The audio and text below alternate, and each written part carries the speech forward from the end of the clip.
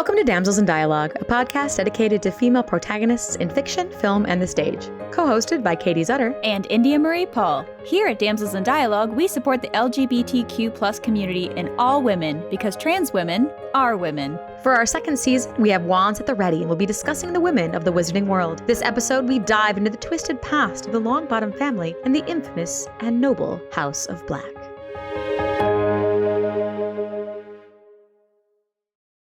We are deep into spooky season now, and yes. Along with that, obviously us talking about the wizarding world will definitely inspire people to want to purchase things that live in that world. However, we would love to support small LGBTQ plus owned businesses like the one we have today.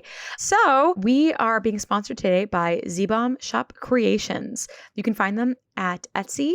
The shop is Z-Bomb Shop Creations, and also on Insta at the same @Z-Bomb Shop Creations. They make resin art. My personal favorite is their keychains. So you can get some lovely keychains based on whatever, house you're feeling of the generic wizarding school.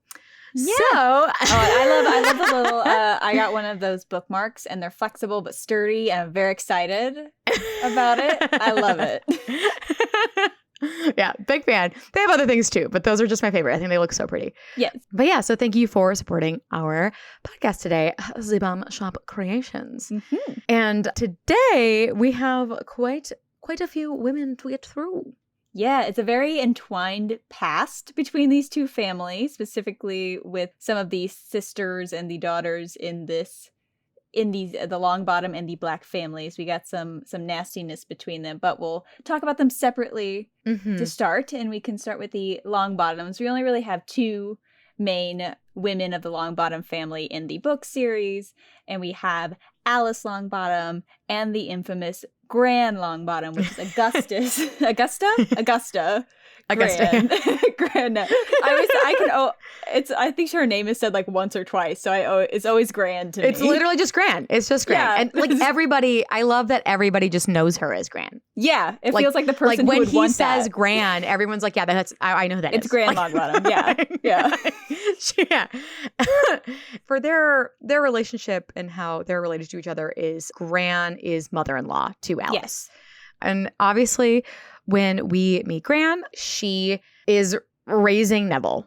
And that is how she is introduced. You meet her first in book 1 as they're getting on the train. That's right. And literally she's like, oh, Neville, because he has literally lost his toad. And you can tell with how that is written that like this is like every day, a daily occurrence that she has to deal with. It's not even, she doesn't say it in a forced yell angry. It's just, here we go again. Yep. And as we get into her, you really see she is a strong and powerful witch. Yes. And her son is a very powerful wizard. And the woman that he marries is a very powerful witch. So, you kind of get it that she loves Neville. There is no question that she does not love him. It's just a lot of, my dear grandson Neville, Yes, a little, honey. Bless his heart. And not even, I love that we aren't even introduced to the idea of a squib yet. Like she doesn't even give him the opportunity to be a squid. She literally thinks that he was a muggle. Like that is the word she uses to describe him in book 1. Yeah. When Neville's talking about it, because they're all excited, talking about, when they knew they would go to Hogwarts and everything. Yeah. And like, he's from a very long line of pure blood, which like they're a very proud line of purebloods. And so she literally thought he was Muggle. She let him almost be drowned by one family member. Oh, that's right. Oh, and like multiple other family members like abused him minorly. And she was like, yes, let it happen. We need to see if he's a wizard or not. And then finally, when an uncle pushes him like off a balcony or something absolutely insane where he falls from a very high depth and he bounces. And that is when they're like, it happened. And you see things like Harry at a very young age has little things that happen to him. We talked about with Petunia, things like when he's little and they're trying to like shove sweaters on him and they don't fit. Neville, this was like a recent thing that they like shoved him off this wall and he like out of like a very high window. Like it was it's like she's gonna scare it right out of him. Like I'm gonna scare the magic right out of you. And like lets everybody do it. And it's like she is not described as being one of the people who does things to him. Yeah. But, she doesn't stop it. It's just like the Guardian. If she said stop, the family would stop. Yeah, but no. Yeah, she's like the matriarch of the family. So love that for her. She does cry. She is so happy that he has magic that she cries for him. And I get that because when we learn later about what happened to her son and daughter-in-law, she's very proud. She desperately wants to like pass on that line and continue this legacy she's built in a very different way than the family we'll be talking about later. Yeah, I never really thought about just like the legacy thing is really big in both of these families. Big deal for her. Yeah. Yeah. And they're both purebloods. But the pressure is very different. The pressure is very different. And you do feel pressure from Gran on Neville. Oh my gosh, quite a bit. Oh my gosh, yes. He is sent. Okay. So before you see him getting a howler. Yes. It is mentioned in book 2 that he is the one who, when he sees it and like Ron goes white-faced, he's like, boy, you just gotta do it. You gotta get it over with. You just gotta do it. You gotta rip off the Band-Aid. Because of course, which begs to think he lived with her. Yeah. But before he got to Hogwarts, she sent him a howler. Yeah. Where was he and what did he do that he needed a howler? Yeah. Like what? Like was with one of his many, many aunts and uncles? Because he has a huge family. Yeah. By the sounds of it. Like they are never named. It's always like many uncles, my aunts, my family. Like, So for him to have received a howler from her before and not at Hogwarts. What do you do? What do you do? You could just send like a regular, you could just yell at him when he gets home, but Is Trevor number 2? Yeah. Like, who knows? Oh, no. Yeah. We don't know.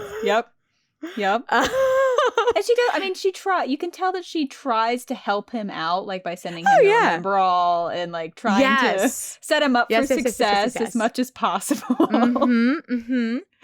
It is really beautiful that she gives him her son's wand. It's a really beautiful thing. And we can definitely unpack more of that because it gets more important later. But no, there's so much for her that you don't really think about because she is just like Gran, Neville's crazy grandmother that we talk about sometimes. But like when you really unpack her, she does have a full arc, which is very interesting to me. You meet her in book 3 in Diagon Alley, and she is like already telling off Neville. Already, he's lost his book list. Like, are you for real right now? He is clearly scared of her. Not as scared of her as he is of Snape. True. But doesn't want her to turn, doesn't want the Bogart to turn into her either. Yes. Yeah. It's interesting that, doesn't he put Snape in Gran's clothes? So like there's an interesting crossover. That is on the suggestion by Professor Lupin. He does suggest that, which that's right. When you think about it, is kind of a very sweet moment for them because Lupin was in the Order of the Phoenix with Alice and Frank. Yeah. So he knew them. Yeah. And he knew Gran. He would have known Gran. Yeah, that's really interesting. He knew them for, maybe not a super long time, but at least a couple years while they were in that first Wizarding War. So like he knows them and he knows that. So that was a really sweet moment for him. He's looking at Neville. We can assume that he's looking at Neville not as Neville, but Frank and Alice's kid. Yeah. That he is helping, which cool. Which makes it even more sweet when you think about how he handles that. Because Snape does lead off with like, class is going to go terrible if you start with Neville. And Lupin very much is like, no, it's not. Yeah. So that's a very, very sweet moment for that and bringing up Alice into it that you can, once again, that's an assumption. But it does make it very sweet. But that is very silly when he successfully, that is a very like power move for Neville when he puts... like Snape in Gran's clothes. Yeah. And that is in the movies and in the books. So good. That is just an A+ moment. Yeah, and it's a great look. Neither of these characters are in the movies, so it is very nice to see at least that moment made it, because it's gosh, A+. It was very fun, and you just it felt like, oh, it's Gran Longbottom. Like, I don't know, it's just like a thing. Every Gran, I don't know. Yes, yeah, like in a different decade, and because witches and wizards naturally have a longer life. Yeah. Who knows how Gran could be, how old she is at this point in time. You know what I mean? Like, you can speculate things and go through, but there's never an actual age described. Yeah. But definitely how she dresses, who knows? She could be as old as Dumbledore. You're not really sure. Dumbledore, she could have gone to school with Muriel. Like, we just don't know where that. You don't know. Is she Minerva's age? Is she Muriel's age? We're not sure. No, she's Gran. That's all we got. Yeah, she's Gran. In this book, we do get. Just to wrap up 3 real quick, we do get when he does receive a howler. Yeah. This is now, as we know of, the second howler Gran has sent Neville. But this one's at school, and he knows it's happening, and he takes it like a champ. He takes it and he runs out of the hall and tries to open it in the hall. He does it so hard. Of course, it doesn't work, but he does try. And that's after, the password incident where he loses the passwords. But she is not afraid to parent Neville. She's not babying him at all. Like, there's no like, he's not getting away with anything. No. Like, you definitely feel like it's love, but that there's definitely not a bashfulness of keeping him in line the best she can. Yes. Yeah. She definitely has high hopes and expectations for him. Yeah. But she never punishes him for his... Because she says it quite a few times in the next couple of books. She talks about how Neville is not as strong of a magic wielder as his parents. But he is never punished for that. No, she never says that she's disappointed in him. She's still like, she has high expectations, but she's not like making him feel like he's insignificant. No, it's always like she states it as fact. Yeah. If that makes sense. It is similar. She really is like very blunt about his ability. Yeah. It's like very similar to how Minerva talks about him too. Yeah. Yes. It's like not bashing him. It's just very blunt about that. And going off of like what you had said, India, with her like blunt parenting, if you will. They're talking about, they get to school, they're talking about how fun the tournament was, and like, oh my gosh, it's never in Britain. I can't believe it was so close. We did all this stuff, like, wowee. Yep. And Neville's like, yeah, Gran didn't want to go, so she didn't buy us tickets. I wrote that down. Like, she just didn't want to go, so there was no going. No thought. like just like, I don't want to go, so you're not going. Like, maybe we should get you a ticket to go with someone. No, it's like, I don't want to go, so we're not going. And they have money. Oh, yeah. Like an old wizarding family like that, like, they have money. So it just cracks me up. Yeah. That she just went, I don't want to go. So, and there's also the flip side of like, she would have to go with him. Like if he went, like it's she wants to go with him, potentially. Not, she doesn't want to go, but she would want to go with him to wherever they are going. Yeah. I feel like she wants to be a part of You want to go, so I'd have to be there moments. now. Yeah. Yes. Yeah. And she's like, this isn't one of them. Bye. We're not going. Yeah. You have to imagine that she's still very protective, because she could have very easily sent him with the Weasleys, or sent him with, with another family that I'm sure that they're connected to. But it wouldn't surprise me if thousands of uncles and aunts she has. Yeah, it wouldn't surprise me thinking about that if she is a little protective of who he gets to stay with or where he is when he's out of her sight, because she lost her son. Yeah, I could definitely say that as an underlying, maybe not realizing it. Oh, yeah. Like she doesn't realize that she's keeping him a little close. Yeah. I could see that. Yeah. She does go on in this book. This is where we really start to see, the next couple of books as we get to see a little bit more of her. But she does talk about how Neville needs to uphold the family honor. Yes. And this is where we start to see that pressure. Yeah, the legacy that she's trying to build. Yeah. Right. While still helping him out. Day one, everybody's getting their stuff for school. Yeah. And he gets all the stuff you forgot. Day one. Because she knows him. Yeah. And is already prepped. Day one. She already is like, this is all of the shit you forgot. Yep. Oh, wow. I don't think she ever imagined having to do that for someone. No. Oh, my gosh. No. She adjusted well. I think she actually adjusted quite well. But, yeah.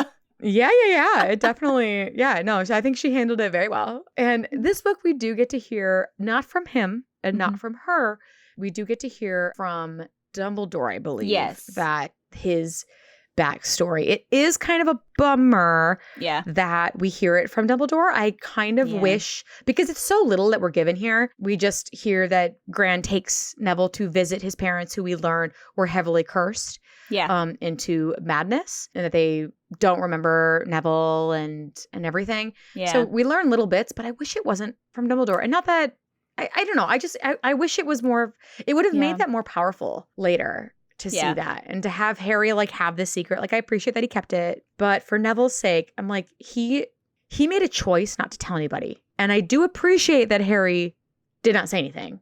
Yeah, I like that he kept it even from Ron and Hermione. Mm-hmm. But I wish that there at least was some kind of reconciliation of Neville revealing it to Harry. Yeah. Or like there's some kind where you hear about his mom from him, because we get that his parents were really popular and liked, but it's not from him. It's not from Gran. It's from like the third party, and it feels a little less impactful. I feel bad for Neville. But anyway, that's about Neville and not about the ladies. Something I did want to mention before we get on to book 5, which I was a little bit, I don't know if this was like the mistake. Yeah. And I wanted to see if you had clocked this as well. Okay. So in book 4, it is mentioned that they're both part of the Order of the Phoenix, and Frank is an Auror. It says that she was not an Auror. But then later, it is mentioned that they are both Aurors. Yeah, I was like, wait a minute. Right? Yeah. So okay, so that wasn't just me. Yeah. Great. Okay. Just want to like mention that. Where it's like, in my brain, they're both some Aurors. Inconsistencies. Yeah. But it's said she was not an Auror like her husband in book 4. Huh. When it's, Something else to bring up, which is never mentioned again, but this is freaking devastating. This is the beginning to the little foil of like her and Lily being similar in this aspect. And there's lots of stuff with like, could it have been them? Could it have been Potters or Longbottoms? I mean, it was really who Voldemort chose in the moment. Alice was heavily cursed after they were done with Frank. Yes, I did write that down. Like, which is terrifying. James was just boom dead. Yeah. And Lily didn't even see it. No. Lily wasn't even there. So for her to, because Bellatrix made her watch. Like, sure. For sure. Watched every second of that. And like, where was Neville during this time? We don't know. We don't know if he was in the house or if they were on a mission. We don't know. So Alice watched her husband go mad before her eyes. Mm-hmm. And then it was her turn. And that's enough to drive you mad without the curse. Yeah. So, for them to even be alive after that is impressive. Like, that is incredibly impressive. And almost worse. In book 5, you get moments of trying to figure out what it means when you do see her in the hospital. Yes, that is, ooh. Yeah, there's so much to unpack, like what she's trying to do by giving him gum wrappers. Because she clearly gives him a present. Yeah, and does it a lot. When I tell you to look up fan art about Neville and Alice, please do it. There are, have tissues ready, but it is devastatingly beautiful. Some of this fan art out there of his room wallpapered with gum wrappers. There's some of him where it's like he doesn't have them up anywhere because Gran's like, oh, just get rid of it. So there's some of him like tucking them into a box that he keeps under his bed. There's there's different artwork of like the image of her giving him the wrapper, but then like a superimposed image behind them of him, like of her hugging him and knowing him. Yeah. Like just look up that fan art, because that one moment, which is all we get, but it's the only moment that we meet Alice. Yeah. Is where she walks out, does not speak, gives him something and walks away. Yeah. And that Frank one doesn't come out. It's just her. It's just her. We do not. Yeah. It's the mothers. So that is the repetitive arc. So that moment has sparked so many beautiful, heart-wrenching photos. So please, do yourself a good cry. Yeah, and enjoy those. Yeah, it was devastating, and I was so upset when that wasn't in the movies. Yeah. Because it's such a powerful moment for so many reasons. Yeah. And it makes specifically Bellatrix, you fully understand how terrible she is. Yeah. When you know that scene exists. Yeah. Because without it, Helena Bonham Carter does a bomb job. Yes, we love that for her. Yes. But like she's just crazy in the movies. You don't get the full impact. Evil. Yeah. To see what she has done in her past. Yeah. Ooh, Alice. Oh, yeah. The poor thing. Yeah. And in that scene, you really get a great look at Gran and how amazingly proud she is of what her in-law and son did. And that is extremely touching. Just how she is so proud of them. To the point where I wouldn't say, I think upset is like too strong of a word to say. Yeah. But she's more of like shocked when she finds out that Neville hasn't told anybody. Yeah. Because she's like, you're not proud of this? Look what they sacrificed for you. They're amazing. Yeah. And not in a bad way, but in a look what they've done for you. They are so strong. Yeah. And like you said, she's so proud of them. And you can tell how much she loves Neville too. I mean, this is where she starts making those comments of like, yeah, but like you didn't have the same as your dad's talents. As good as dad, but like, yeah. But the first thing she does is recognize Harry, not as, hey, you're the chosen one. Yeah. She recognizes Harry as, oh, yes, you're Harry Potter. Neville speaks very highly of you. And then recognizes the Weasley family just because of the circles they're in and thinks they're good people. She offers her hands to every single one of them to shake their hand. She recognizes Hermione and is like, yes, you help Neville. Somebody who, me as a person, I feel that if people who are close to me, if there is someone like India, if there are people that matter to you, if I don't know them, they still matter to me. Like if they're important to you, they are important to me, and I will respect them and etc. So like that hit me hard when she spoke to them in relation to Neville and not how good they are separately. And I'm like, oh, you care for Neville. You love him.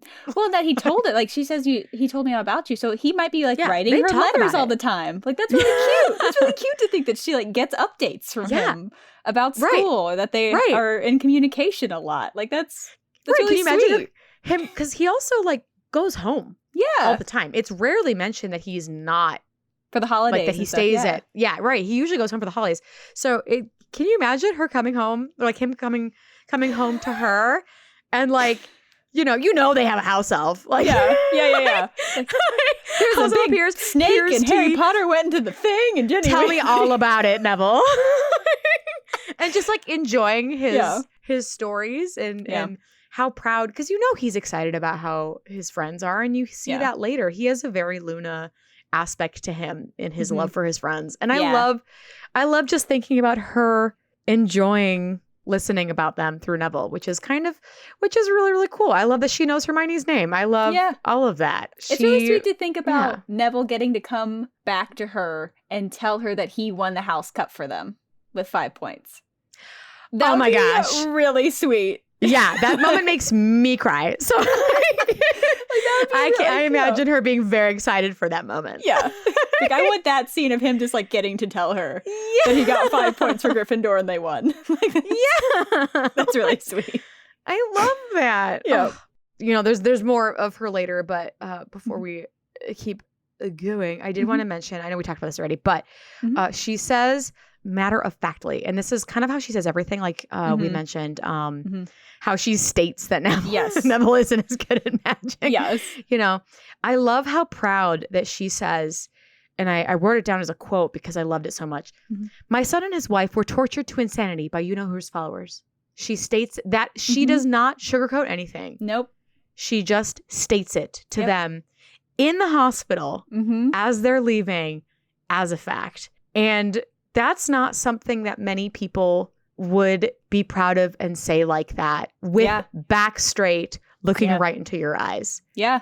And that says a lot about her character. It does. It's like there's no shame in it. There's no shame of the scars you get from doing good. Right. It's really beautiful. It's just a really cool personality trait to have because it's a hard thing to talk about. And she doesn't have any trouble talking about it. No. She has fully understood the situation. The way she talks about, oh, Alice dear. Like, what do you have there? Okay, give it to Neville. Take it and throw it out. Like it's very much. I feel like they do this a lot. Yeah. Oh, yeah. Yeah. And not in a bad way going through the motions, but this is like her duty. She's doing this and she does love them. She does care for them and she's proud. And yeah, I don't know. I do love that. It helps soften the blow of what happens to Frank and Alice, I think. Yeah. A little bit of how much she justifies and is proud of them. Not that they did anything wrong. They're amazing, strong humans. Yeah. But it makes it like, it warms your heart a little bit. It does. It makes it feel like less of a tragedy. It is a tragedy, but it makes it feel more like a heroic story rather than just a tragedy, which is a small distinction, but I think a very important one.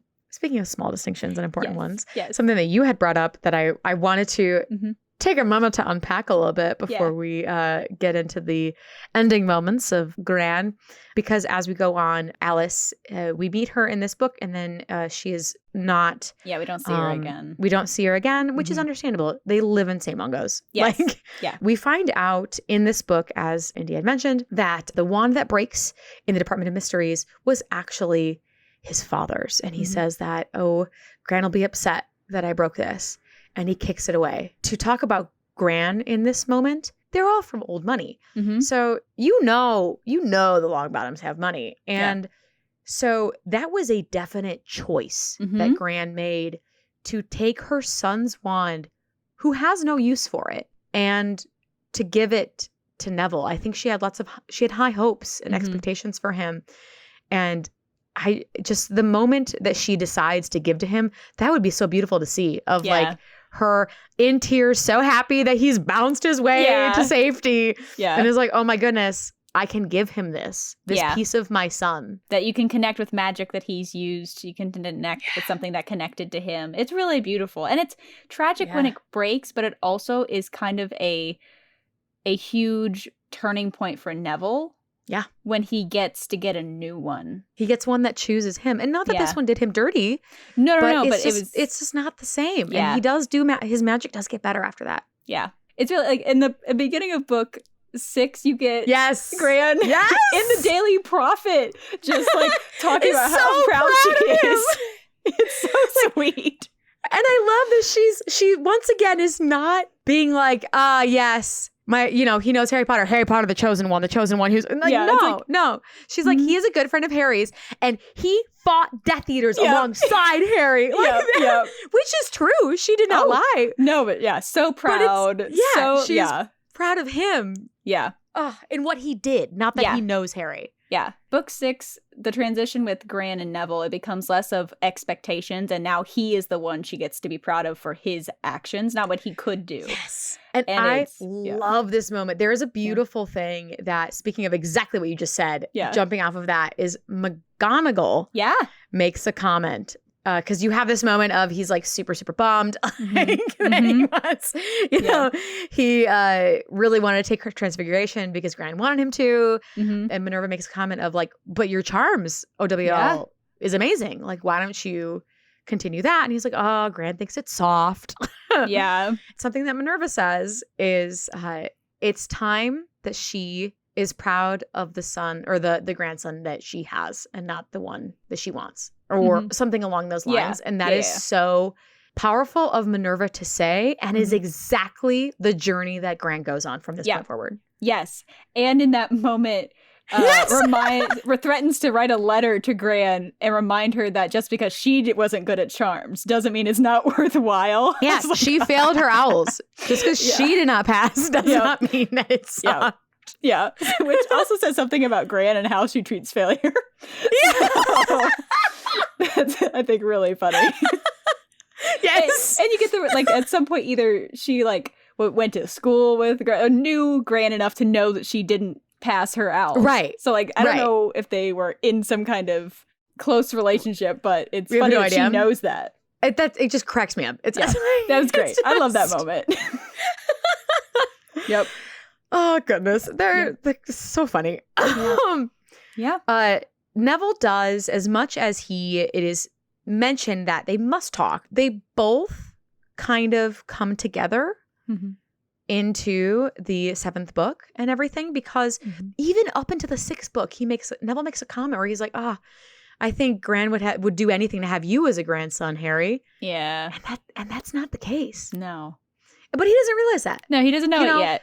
He doesn't know it yet. And much like Minerva says, I don't think she realizes, she is very proud of Neville, but I don't think she understands the full capacity of how proud she is of him and how much she believes that he can carry on this strong family lineage, you know, until that 7th book. And the 2 big moments you see her, which in book 7, which I love, the one of her, it's just, I love how Neville describes it, where you're like, he knows his grandma, but just how they went, the Death Eaters were like, you know what, they're trying to get to the Silver Trio after the chaos that they caused at Hogwarts during that 7th book, and they had taken Luna. Ginny they couldn't do with because she didn't come back.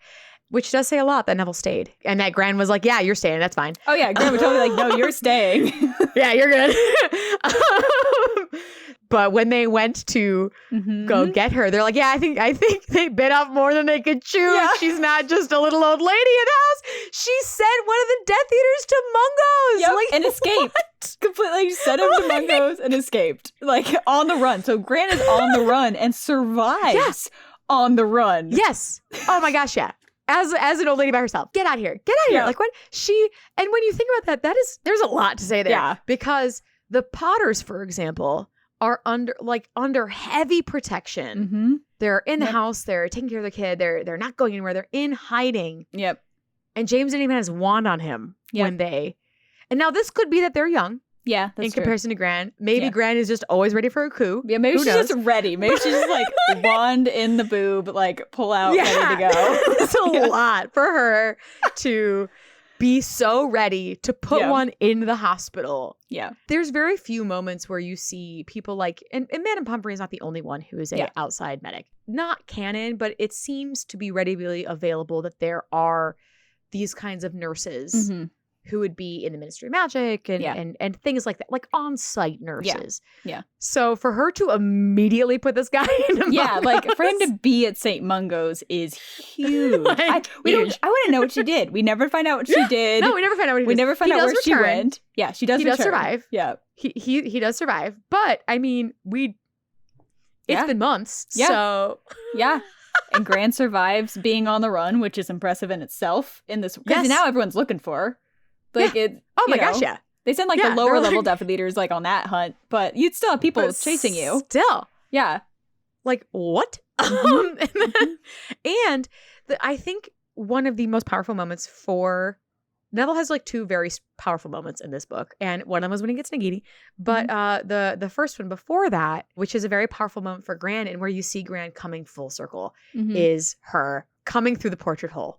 Yes. How she even figured that out is like beyond me. Who told her? Where was she? Like, where did she come from? Yep. Oh, who knows? Yep. But her coming through the portrait hole and immediately being so proud, I have to get out there because my grandson is out there. Yeah. She's so ready. You just get to feel like she is just so ready for this. It's all she's ever wanted. And then she gets to go battle alongside Neville and I love that she like comes late and like chats with the girls. She has like a girl chat about like, have you seen Neville? Have you seen him? Yeah. That's my grandson. Oh, Harry, we can go. Great. I gotta go. Okay, I'll go join the battle. Like what? She's so good.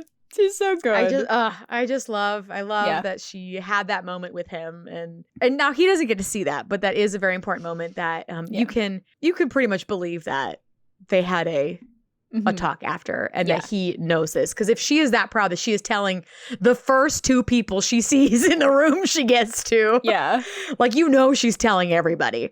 So I love that for Neville. I love that for her, and I love that for their relationship. I just have a great image of her in the middle of fighting, going like, "That's my grandson." Like, but not in the way that Molly Weasley says it, but in like a very proud way of like where he's with all of the potted plants, like he's like throwing off with Professor Sprout, like, "Yes, Neville, get it, curse that guy." I really feel like she's probably cheerleading him during the entire battle. Yes, that's all I want. And it's now canon in my head that that's what happens. With the vulture hat. Yes, with the vulture hat. Yes. That's amazing. Yeah, oh, Gran. We love her. Yep. I really enjoyed. I'm really glad that we deep dived into her because that was a fun moment that I missed in my many rereads because it's more of just like I said, she's kind of like brushed aside. So when you kind of dig into her, you're like, yeah, get it, girl. What a mother-in-law. Yeah. Like Alice had her as a mother-in-law for a while. A fierce mother-in-law. Yeah. I can't even imagine. Now, going from one very proud and prideful family to another very different proud and prideful family. Very dark. Yeah. So we are heading now into the most noble and ancient house of Black.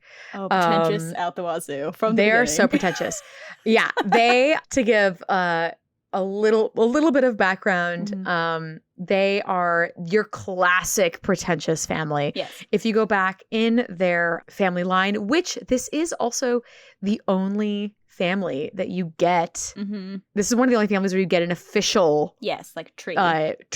Family tree. I mean, it's a wallpaper. Yeah, that you can't take off. It's a tapestry, Yeah. So you do get to fully see the whole family, which is very interesting. And you go back and you see they reuse names constantly. Yeah. And this is not unfamiliar in the wizarding world. You see the Blacks use it where they reuse their first names a lot. And you also see the Malfoys do that. It's lots of that. You do see them that Miss Black, Matriarch Black, did burn away people that she did not like who had left the family at some point or another, including Sirius. Yes. So we meet her a little bit. So I just wanted to give a little backstory on how pretentious they are. They are very pureblood. They're very pro pureblood and have always been. They are almost exclusively housed in Slytherin. But regardless of if they are in Slytherin, there are examples of them not all being bad, which is why some of them are blasted off the map. Yes. But continuing with Mrs. Black. Mrs. Black and the portrait that cannot be unstuck from the wall. Yes. Which, the what permanent a death, sticking charm. Like, that's amazing that she did that. To look over and judge. Like, she just screams about there being, like, non-purebloods in the house. Like, just constantly screams anytime someone makes a noise in the hall. What a power and move. you know how bad she was? That creature, okay. Yeah. This will be a very, very, very short side tangent. But Harry is sassy. When I tell you, I choked listening, like reading some of Creature's comments. Oh, yes, I live to serve Master Sirius, but my blood's in the house and I hated Mrs. Black. Well, I hated my master. Like, the stuff he said. Yeah. Like, this is what he grew up with this woman. And that is what he's like. Yeah. And that's a taste of what she was like. Is this portrait and what she has left, which is Creature, who was around her whole life. What a lovely woman. Yes. To raise 3 daughters. Ooh, 3 daughters, blasted one of them off the family tapestry. Yeah. And Andromeda, just for a quick thing on her. Yeah. The middle child, she the middle child. And she is sorted into Slytherin, she's very skilled at magic. Tonks mentions it. She did start dating Ted Tonks, who was I'm not sure I think he may have been a half-blood or like a muggle born. Yeah, something like I think he's a muggle of some kind. Yeah, a Hufflepuff. She goes off and leaves the family and marries this man and severs ties with the family and has a daughter. She does keep the daughter's name within that constellation family line. Yeah. But other than that, we don't hear a lot about her. She is just blasted off the face of the earth. Yeah. But it is interesting to think that a child in between such polarizing people as Bellatrix, Narcissa, and their mother, that love overpowered that. Yeah, that she could even be allowed to have her own thought of what she wants to do is pretty impressive. You do meet her. Yeah. At the very last book, you do meet her and Ted, and she does show her strength at her healing powers. She is very good at that. You can tell. You can tell she's a strong. They're all. I mean, the Blacks are strong magic users. They have it very strong with them. And she puts herself directly in the path of her sisters and the wrath of Voldemort. And lets her daughter. Bellatrix. Yeah. Lets her daughter be in that too. Yeah. Knows that she can hold her own, and she then goes on to to raise Ted. Yeah. Baby Ted. Raise their kid. Yeah. Yes. Ted number 2. Yeah, baby Ted. So yeah, by herself, mind you. Yeah. Yeah, she's strong. We don't get her a bunch, but it has created a huge, there's tons and tons of fan created films on YouTube, fan art, and fanfic about the sisters. Yeah. And speaking of sisters, yes, I would love to go with our oldest and most crazy. Yeah, got a little bit of the crazy eyes. How's Miss Miam? Yes. Something I thought was very cool about her is that she is very intentionally not named when you meet her. Yes, I wrote down, I'm like, oh, I know who this is, so I can take notes on her, but you don't learn. No, you see her in a flashback in book 4, and I love how she's described. You know her already. You don't even know her name. You don't know how she's related to anybody. Yeah. But the way that she sits on that chained chair like a throne and tells them, send me to Azkaban. It will only be better for me. Yeah. If you do that. He will only think more highly of me when he frees us. Yeah. Oof. What a power move! Yeah, like, can you imagine? She's not afraid of anyone else but the Dark Lord. Like, absolutely not. She's afraid of no one but him. Yeah. Like, it's insane. Like, that trial is just absolutely insane. And how angry she ends up being at everyone who didn't go to Azkaban is fascinating. She's so mad. Like, you're not as devout as me. Yes. Get out of here. Yeah, you didn't get tortured by Dementors for him. Yeah. Like, it's very, ma'am, are you in a cult? You think? Y'all got marks, like you're at, the language used whenever she's around Voldemort is so disturbing to read, and it's so dark. The kneeling and like kissing his feet and like the begging and and she does it the most. Yeah, everybody does it to an extent, but she is the extreme. Yeah, she has drunk the Kool-Aid. Yeah, completely. And she's married. Yeah. Like, she's married. We don't really learn much about him other than they are married. He does go back to Azkaban. Yes. At the end of everything. And then when you physically get to meet her in real life. Yes. This is so scary. Now, something that was a little different in the movies, now that these characters are in the movies, so we can kind of play with that a little bit. I get it, it's a short amount of time, and they cut out some things that related to her backstory. But there are some different things that I really wanted to get into, and especially this particular movie. And something that is right on cue and that they are the same person is this. She is loyal immediately and mocking Harry in that baby voice. She loves to toy with people. And I think Helena Bonham Carter does a phenomenal job playing with that. Yeah. She thinks at the Ministry atrium. Yes. Book 5. Yeah. They're in the Department of Mysteries. Yes. Yeah. That's when she's in the Ministry. Yep. Mocking him right away. Like, she doesn't even give a thought. Yeah. She thinks it's funny that Harry starts giving instructions as, look at instructing the children. Baby, like, which is very interesting when you think about when she started following Voldemort. Yeah. Voldemort was not this scaly lizard man. Yeah. He was a person. He was a young, a very young, handsome person. Yeah. Like, he started the Death Eaters when he was Harry's age at this point in the book. He was his 5th, 6th year, and he started creating the Death Eaters. It's been so long that she doesn't remember that he started this as a child too. Yeah. But she thinks it's funny. It's just, And then I love this line. I think she delivers it so well. And in the books that he knows how to play. Yeah. Is so, it's all a game. It's all a game. And death and evil and curses and like it's all a game to her. Yeah. Oh, let's go torture the young one, and grabs Ginny. Yeah. Like, what if we kill her or not kill her? Let's torture her, are her words. Yeah. She's playing verbally, and the only time when that stops, which by the way, she's ignoring Lucius the whole time, even though Lucius is like the head of this. Yeah, he's like trying to keep her under control. Yeah. Yeah. Good luck. Yeah. Come on. You know her. Yeah. That's your sister-in-law. You know her. Why did you, why?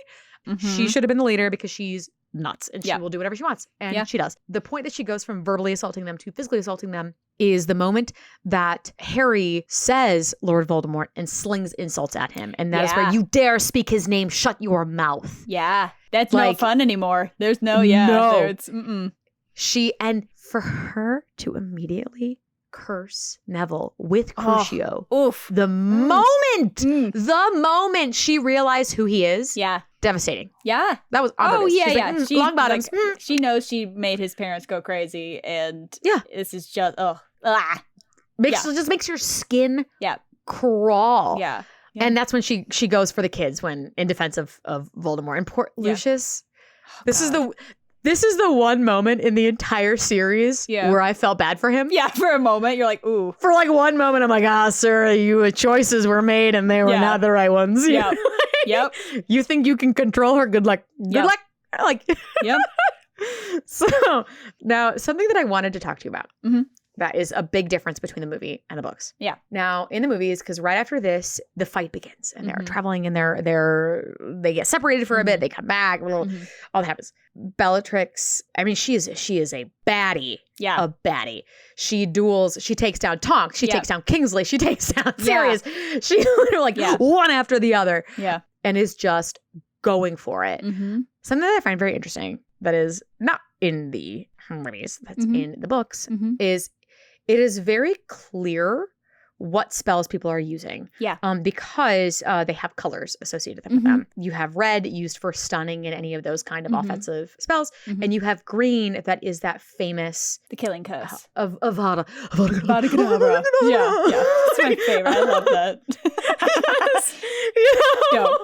So she does not hit anyone. And she does not use the killing curse. Yeah. She actually does not hit Sirius with a killing curse. She hits him with a stun. Yeah. And then he collapses through the veil, and that's what kills him. She also does not comment on it, ever. Yeah. She never comments on killing Sirius. And I think there's two things about that you can kind of unpack from that. And one of them is she much prefers the torture. For sure. Because her knocking out Tonks. Yeah, like why wouldn't she kill Tonks? Like it's a traitor. No, this is fun. Yeah. Tonks gets to wake up. Yeah, I'll do it again. And know that she was taken down by her aunt. Yeah. And Tonks had to go to Mungo's. Yeah, it was after bad. This is how bad that she got her. Kingsley, she knows that Kingsley, everybody knows. He's in all the media. Yeah. He's protecting the Muggle Prime Minister. Yeah. This is like, so he's going to wake up. Enemies of Voldemort. Right. And he's going to wake up the next day and know that Bellatrix can take him. Yeah. And could have taken him. Yeah.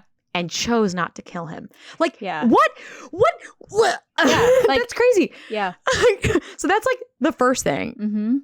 And I love it. Like, we can continue to unpack. I just want to say the two things before we like dive into that. Yeah. But the other thing is she did not intend to kill Sirius and never brings it up again in the books. Whereas in the movies, she's proud of it. She's very proud of it. And I get it because once again, they need to like build that kind of craziness that you get in the books that you don't get in the movie. Yeah. So I didn't mind that. I think it worked for her. And I think the actress crushed it. But she did not intend to kill him. And many times, like Snape brings it up later. Yeah. And she deflects when they bring up Sirius's death. Yeah. You know, so it's so interesting. It's really interesting. What else do you think? I definitely think the torture, I think she much rather tortures than kills people, I think for sure. I think that's part of why she doesn't just go around killing everyone like she probably should have if she doesn't want the Order of the Phoenix to be an issue in the future. Right. Like she could have easily taken out like a third of them right there. Yeah, like maybe you should think about how you handle yourself a little bit more. They do mention a couple times how like they're not killing or hurting or maiming Neville at the school because he's a pureblood. So there might be a respect for some purebloods where they don't want to kill them because it's a potential person.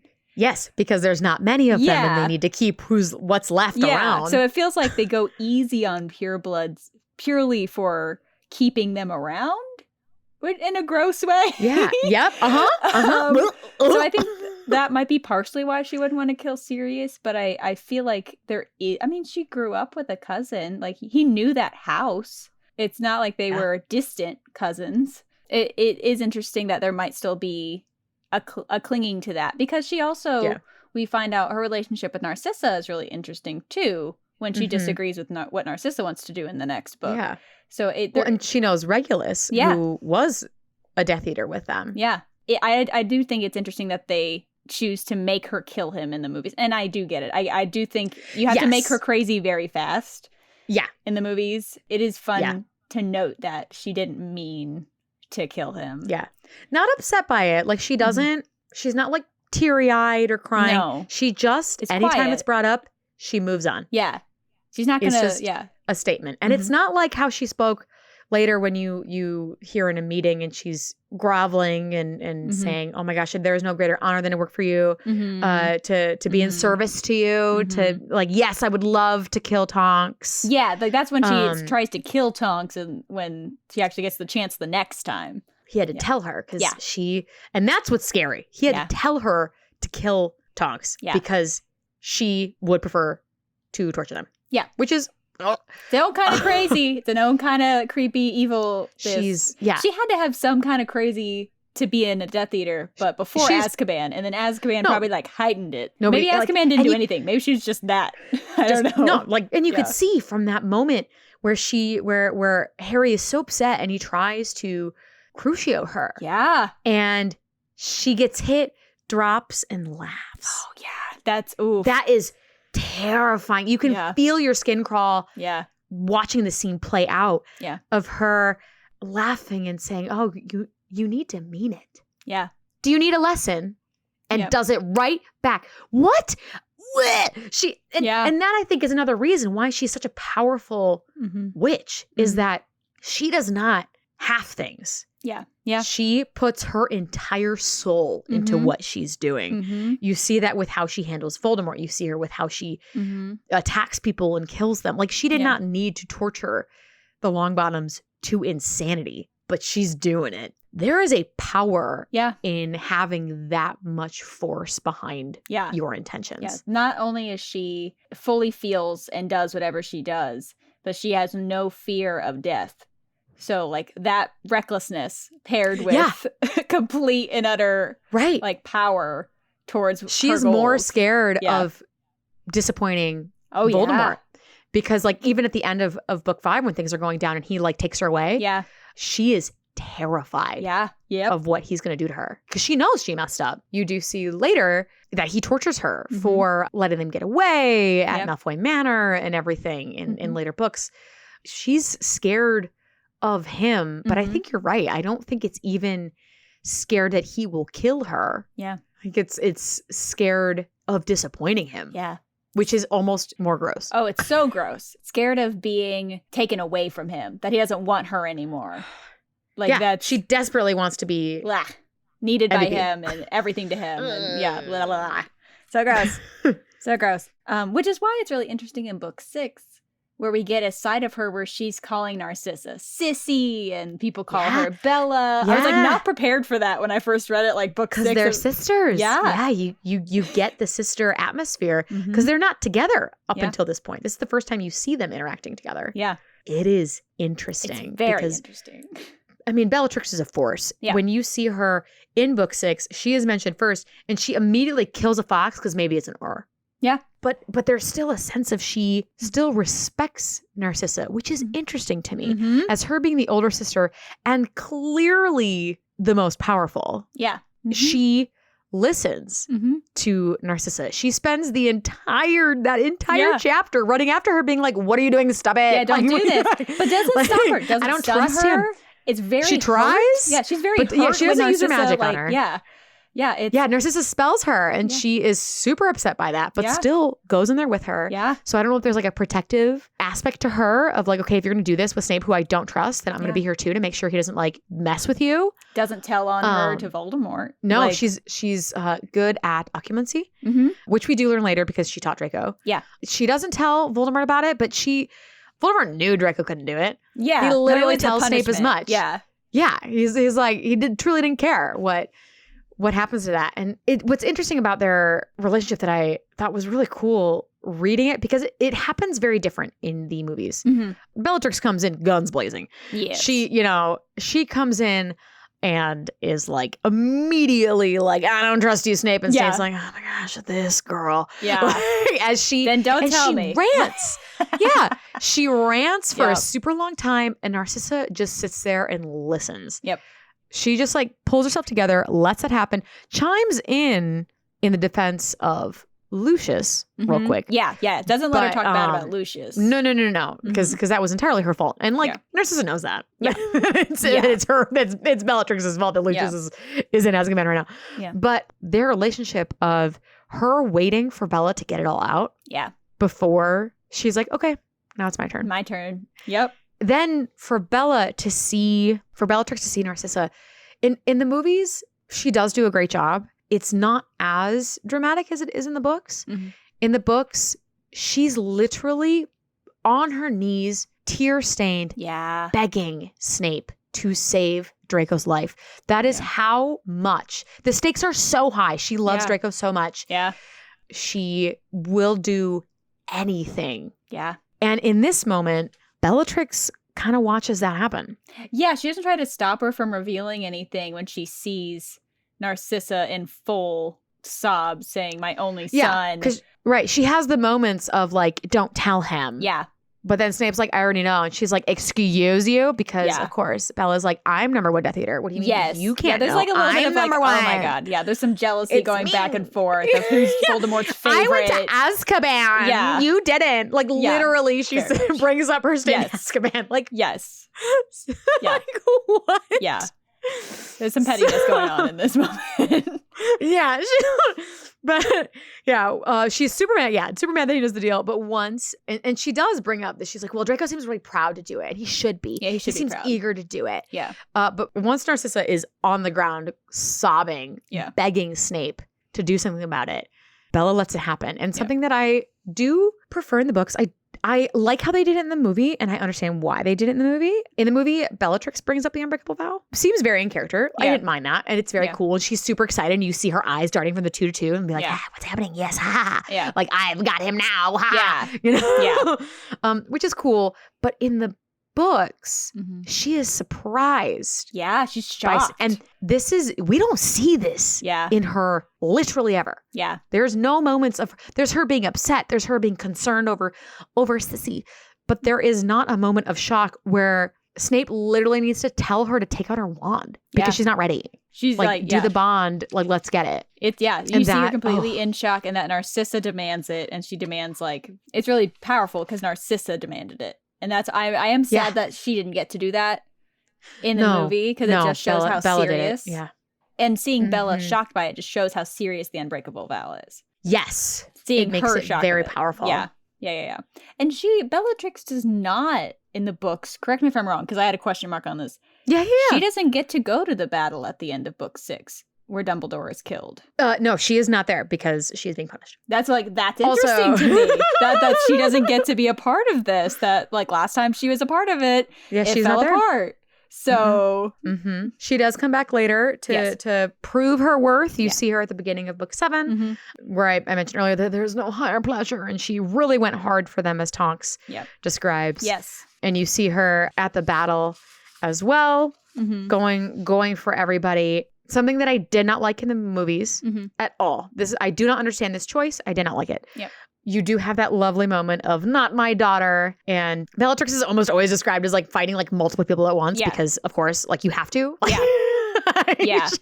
She's just that strong. Yeah. But her death, I do not like in the movies because the whole point is that Bellatrix is strong. She is probably one of the strongest witches in the series that we see battle-wise.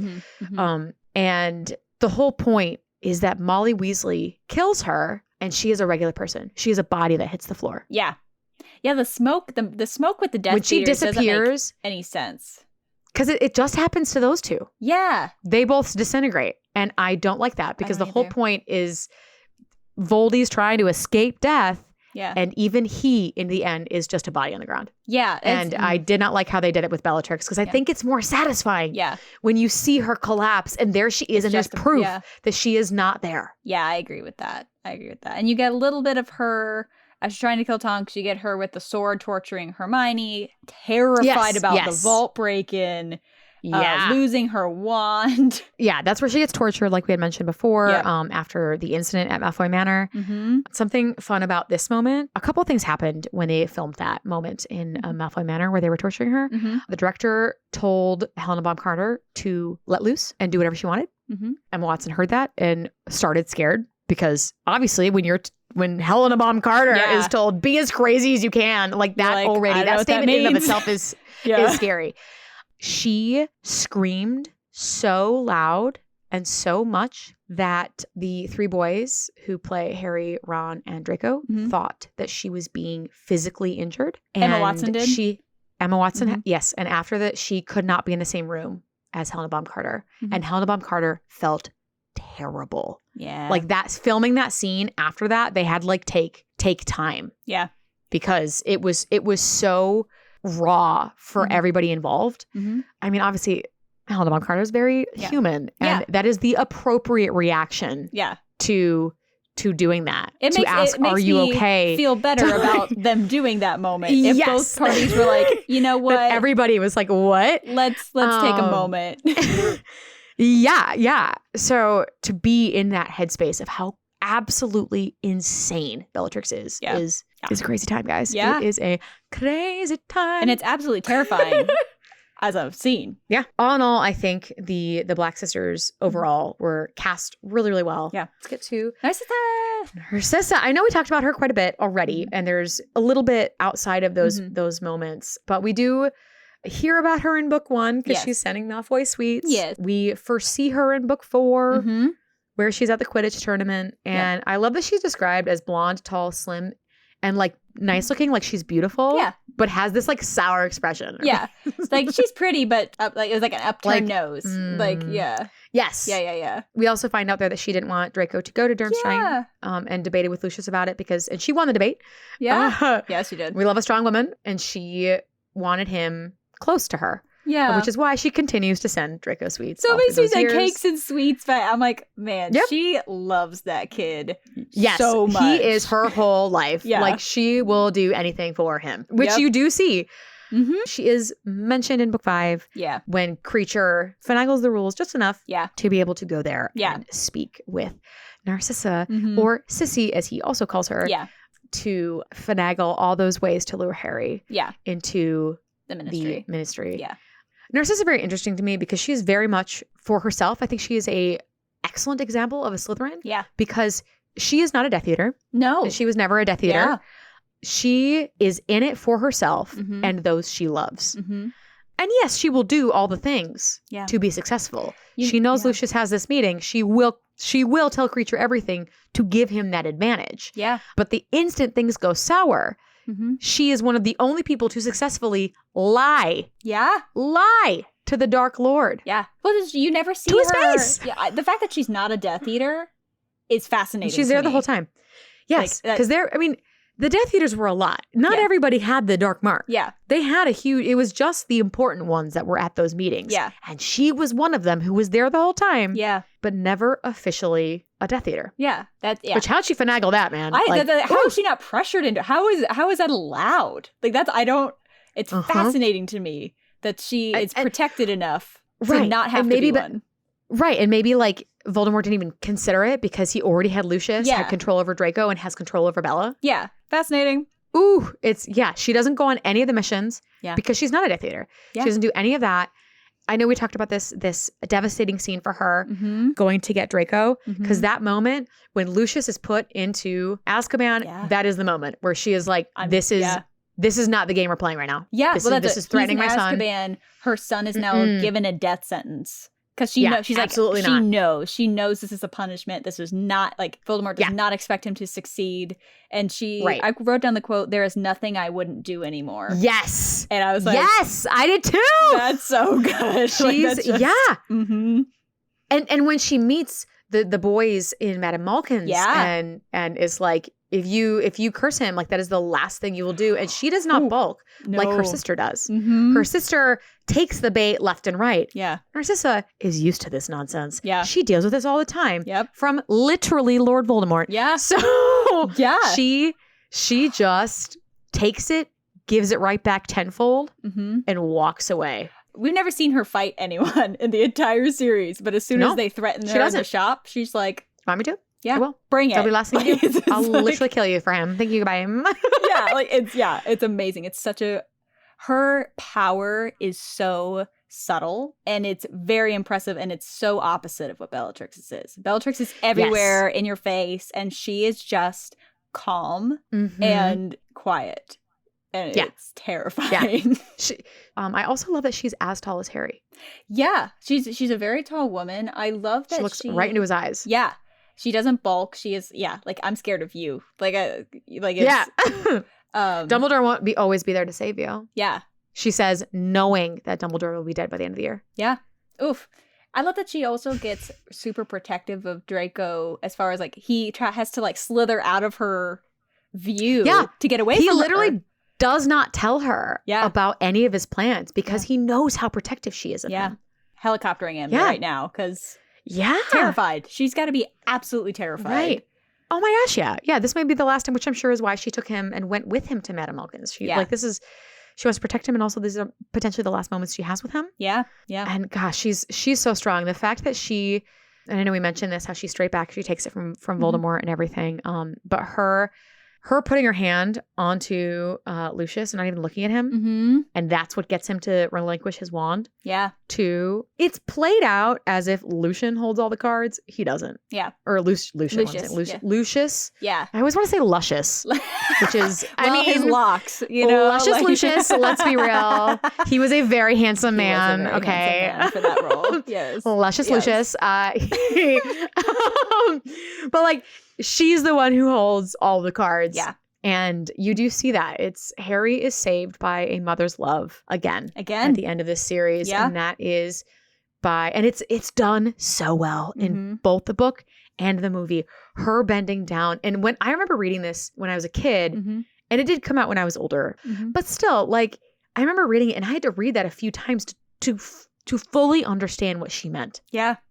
Because she doesn't explain herself. Yeah. She walks up to him and says, is Draco alive? Is Draco in the castle? Is Draco alive? Yeah. And when he nods yes, she stands up and says dead and confirms that he's dead. She does not explain her motives. She does not explain everything. And she could have let him die there because she still knows that Draco's alive. Yeah. But she made that choice because the moment that Voldemort put Draco at risk was the moment that he was written off her books. Oh, yeah. Like, this is one, the biggest and that was FU. the most dangerous thing he did. This is the biggest FU she can ever do to him. And two, she can go straight into Hogwarts now because they think they're victorious. Yes.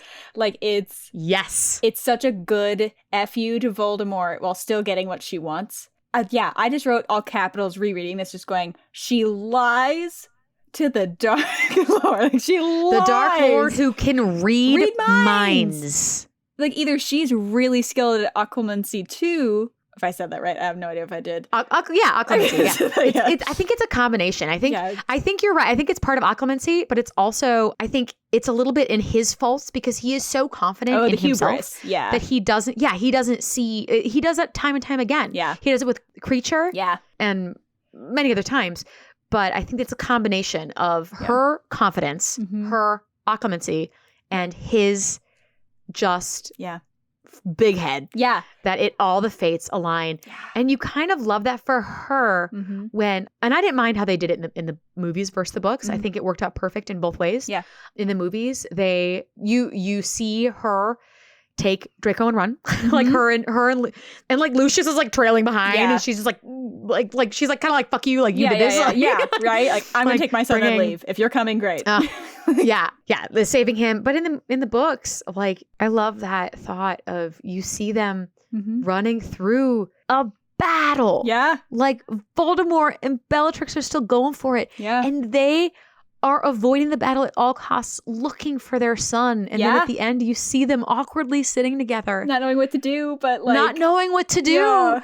Not knowing if they belong. Yeah. But they're the family unit. And that's what she wants. And I do love that for her that she does get Draco in the end. Yeah. And that she makes that happen. Yeah. Yeah. Oof, the biggest mistake he made was asking Narcissa to check Harry. Yeah. I think that's... Yeah. I have all the people to ask. Why wouldn't you ask Bellatrix? Like, why would you ask Narcissa? It's just so perfect. It's so perfect. Yeah, her going up and doing that. And this is like a tangent, but still in the books I love that she has albino peacocks. It's a very specific thing for the estate. Like, it's that purity. Very full of themselves. It's very that pretentiousness that they have albino peacocks roaming the estate. And how pissed. You get little ideas that she is just absolutely pissed that they are at her house. Like, that they are in her space. And she doesn't not like to be invading in her house. Safety. Yeah. Yeah. I think that's so interesting, too, that she's been pushed to the limit about, like, the world she has created and not wanting to be a part of the Death Eaters. And now they're invading her family. There's a person hanging above her dining room table, and she tries to make sure Draco, like, keeps calm about it because he knew that teacher. Like, it's she has to keep so much together and averts gazing at Voldemort, which I think is, like... And she doesn't even look at her husband. Yeah. She looks at no one. Yeah. That she has to keep it together so much just to survive. Like, her survival instincts are amazing. That's the Slytherin in her, man. Yeah. She is so she strong. She knows how to get through it, and she plays a long game to get Draco back. And whew. I love her. Yeah. And she's very, very underrated. Yeah. And she's not in almost any of the movies. She's only in 3 of them. But it does make sense. She's not in you gotta cut something. The books either. But yeah, she is very, very cool. Yeah. And to wrap up our final relative of the Black family, we have Tonks. Yes. Formerly named Andromeda. Or not Nymphadora. Sorry, when I say that's her mom. Nymphadora Tonks. There's a Hufflepuff. And we don't meet her until book 5. She has sparked lots and lots of debate and headcanons, but she's so fun. Yeah. And I love her, and I am sad of what she could have been. Yeah. I get very frustrated. She starts so strong. You meet her book 5. She has bright violet hair. Yeah. She's like rolling her eyes at like the scariest aura in the room. Yeah. And I love that relationship. Her and Moody's relationship is great. He trained her. Yeah. It was his protege. And you do see in the books, she's the one who questions Moody of anyone. And she's taken seriously. She keeps him on track. Yeah. Yes. Yeah, she's taken seriously when she brings up stuff, and she's like the young one of the group. She's very spunky. She's so clumsy. Yeah. Her clumsiness. She did not get into and self-aware about her clumsiness. Yeah. Like so self-aware about her clumsiness. And like she gets into the oars not based on aptitude. No. Like it's like she states she's not dumb. No. But like she states, she's like, metamorphagus? Metamorphagus? Yeah. Metamorphagus? Yeah. Like that's how she got in. Yeah. Which she plays with a ton in the books and the movie, which is so fun to see. Yeah. And it's like this big, bright light in this dark moment book, of introducing. too. Yeah. No, it's super nice to have her. And she's great. You see all sorts of fun things with her. And we mentioned things about her talking about her mother and such. Something that I wanted to say right away is she hates the name Nymphadora. Yeah. And now something that especially, at the time when it was written, yes, things were not as well thought out. And I'm sure at the time it was like, ooh, this will be like a funny quirk we'll give her. Yeah. But now in this day and age, this feels very much like dead naming. Dead naming is disrespectful at best and is harmful at worst. So in this day and age, that is frustrating that people keep essentially dead naming her. She has said multiple times and is very adamant about it and gets very frustrated. So why aren't you respecting her enough to just call her Tonks? Yeah. I do not like that when Dumbledore calls her Nymphadora that she's like, oh yeah, it's fine. That rubbed me the wrong way. Like some people call her Dora, which is fine. I like Dora. Like, that's a fun nickname. That works. And it's a nickname that works for her. But I don't like the dead naming. It seems just not needed. And that I think just didn't age well. I think it was put in as more of like just a funny like quirk that like a fun quirk where she gets to be like, no, my name's Tom. Like I think it's supposed to be like a bit, but now and it just did not. Yeah, now it did not age well. You see it and go, no, she's asking you to call her Tonks. Call her Tonks. This is disrespectful. Can you stop? Yeah. And you do get the sense like it's her separating herself from the Black tradition. Nymphadora feels so much like a name of the Black household. Yeah. Yeah. Her dad's name is in Ted, that lineage. You know? He's so bland in the best way. Yeah. Like it's I feel like Tonks grabs her to her dad's lineage, not her mom's. And I feel they're both They're both Hufflepuffs. Yeah. I love that for her. There's lots of things for her going off of that dead naming. There's lots of things where she is trans in lots of headcanons. The biggest headcanon is, where was our lovely lesbian Tonks that we all knew she was? Where is that Tonks? Where is she? She could, there's what's so interesting about her ability is that she can transform, and like the indications of that just feel like she could be gender fluid. She could, like, it just feels like it could be so many opportunities. Yeah. And they're like, no, marry the werewolf. Oh crap. Yeah, but it felt crap. I just read Wolfstar. No, people think she's a lesbian. Let's put them together. That'll work. Yeah, that's one of the most frustrating things to me about Tonks' arc, and we've talked about this before podcast. Yes. Like that she's this bright light, she's this really great character, and then in book 6 she becomes depressed, and it felt so forced to make her fall in love with Lupin.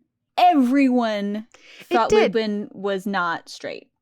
Everyone reading the books. The director and the actor did.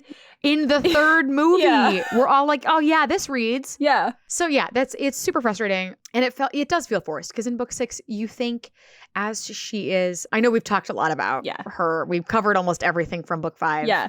Just chatting and then talking about the other things in the duel and everything. Yeah. Something we didn't mention though, real quick before we keep going, is her relationship with Jenny. I think is amazing. Yeah, I love her relationship with Jenny. I think they are. I think they are, like, Jenny looks at her as like the sister she could have had. Yeah. I love that she teaches her about like how to test for charms. I love that she entertains her and Hermione. I like that she hugs Hermione and Jenny very specifically when she helps escort them to the train. Yeah. Like it's a really cool, like, older sister character for those two. Who's silly. Like, Jenny doesn't get, she's only been around ridiculous boys. Yeah. She hasn't been around silly outgoing girls. Yeah. Yeah. And that's what she's like. Yeah. So it's fun to see. I really like that Tonks relationship. there. Yeah. Yeah. It's so cool. I love that for both of them. Yeah. But like you said, going into book 6, it doesn't make sense, because at the beginning you're like, oh my gosh, she is devastated over Sirius. Yeah. She's devastated. She thinks it's her fault because she fell to Bellatrix, and then Bellatrix immediately killed him after that. Yeah. So she is feeling so terrible, and you feel bad for her. She can't be that upset, which is the first indicator that it's not serious. Yeah. Because she can still make a Patronus. Yeah, she can still make a Patronus. She can think happy thoughts. It will note that George cannot make a Patronus. Oh. It is said that he cannot make one after Fred That makes died. sense, yeah. So for her to still be able to make one right after, while she's still this sad, leads me to believe that it was never about Sirius. Well, that this drama moment was always about Lupin and wanting him to just love her because she loves him. Well, it just feels weird. Her whole role in 6, it's written well to like kind of try and lead you this way and know something else is up. So it's written. And then there's the twist. Yeah, it's written in a like actually quite well of how it's revealed in things, and how you get the messy the brown hair, and you see the spark gone and things like that. She's letting herself go. But the reason why it feels even more forced is because after they get together, and I'm jumping a little bit, but like to finish up like this thought. No, you're fine. After they get together, please. She's described as super happy, and Lupin is described as always miserable. So if you're gonna force them together, make them happy together. Like, that's what I don't understand. Right? Like it's the difference between being miserable and being worried because you're a werewolf. Like, he was miserable every time you saw him. So like that's what made it feel even like you had to know they didn't fit. Because you made him miserable. She made Lupin a bad dad, which in normal circumstances, he would not be a bad dad. That's what, like, when I tell you, the amount of fanfic of Wolfstar finding the baby and raising him, like, no. So, I agree wholeheartedly. That makes no sense. It was... her whole role in book 6 was this arc, and I just wonder if the author did not feel the need to force this heterosexual relationship, what could have happened? What could Tonks have been in book 6? She still could have been upset, but she could, like, I don't know. She we missed the clumsiness. Oh yes, be upset over Sirius, please. But we missed the clumsiness. We missed the like light, the helpfulness to Harry. Because every time Harry saw her, she was miserable. Like it. Yeah. We didn't get Tonks in book 6. No, it wasn't her at all. It was suddenly she can't even morph. Is how upset she is. Yeah. And Lupin, it does say that Lupin tries to turn her around. So is that this weird thing of like, okay, was she upset? And then Lupin was like also obviously upset because his best friend just died that he didn't realize was a good guy until very recently. It's a lot of stuff to go through. Yeah. Yeah. So do you think they found solace in each other of like grieving together? And that was where the moment turned, and she was like, oh, yeah, I just want to be with you. And he's like, you don't understand the ramifications of being with me. Like, you know? Yeah. And it just, like you said, it feels very forced. I don't like that suddenly at the funeral, she's holding his hand and she's like bright pink hair. Like, well, yeah, that's it. You don't see them coming together. You just see her at the beginning of book 6 upset, and you don't know why. You don't see her like...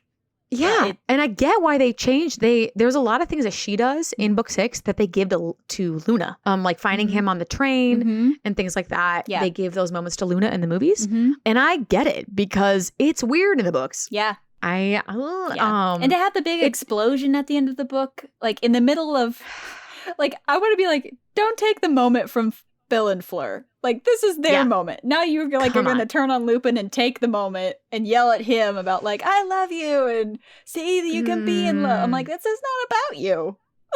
And it's just weird. It just was weird. It's so weird. It was so forced. It was so, oh no, Wolfstar stuff is being written. I better stop it. Stuff that was coming out, and then she wrote this book, and I felt like a very specific response to all of that stuff. Yes. Like the fandom as a whole is like, you did this because of this. Yeah. Which is why I keep repeating it, because it's like, it's just frustrating. It's just frustrating because that's obviously whatever. Yeah. Book 7, I think it does totally check out that she would get pregnant. I don't know if the pregnancy was on purpose. I could totally read that as being like on accident. Yeah. Just enjoying their time while they can. Yeah. And then, oops. And a quiet wedding, wedded bliss. Yeah. Yeah. I totally get her coming to the battle. Yeah. Like, had a baby a couple minutes later and goes, you're leaving me behind? Yeah, right. Sure you are. Yeah. Like, it felt really right that she was there. I do enjoy that we get to meet her parents in book 7, and that she ends up with her mom when she's pregnant, and being able to take care of her mom too, because her dad dies in this book. He runs. You see him in he has running. to run, because of the Snatchers, and so like he runs, so they don't even get to spend his last time with him. Like that's potentially Dean does. Yeah. Potentially Dean watches him die. It's terrifying, and to think that you're not only pregnant, but like you're pregnant in the middle of a war with your dad on the run and your like a husband running off to help the order, but you can't. And you don't know what your son's gonna be like. Yeah, it's a lot of terrifying werewolf. Things. Yeah, says a lot about her that she, and not in a bad way. No. She joins this battle. It is devastating when they both die. Yeah. I also felt like that was very like, we just need to get rid of them. It was. Yeah, and her family gets sad tortured. About it. But her family gets tortured because they want to know where Harry is. So like her family goes through a lot in book 7, and she's in tears when Moody dies because her mentor dies in this book. She loses a lot of people and her life in this book. Like she loses her mentor, she loses her father. Sucks. Like, this character had such a potential to be such a fun, bright light in this book as someone who still manages to find that joy. People could see themselves in. Yeah. She could have been so open. Yeah. And of course, the fandom has taken the kids and run and made her what we all want her to be. But it just sucks that her chapter was closed so abruptly in the books. Yeah. Because like you said, she could have only gone up from there. Yeah. Instead of being it could have been closed on book 6. Yeah. I think her potential was squashed when she was forced into that arc. You get a little bit more of her brightness in book 7, even though Lupin is distressed.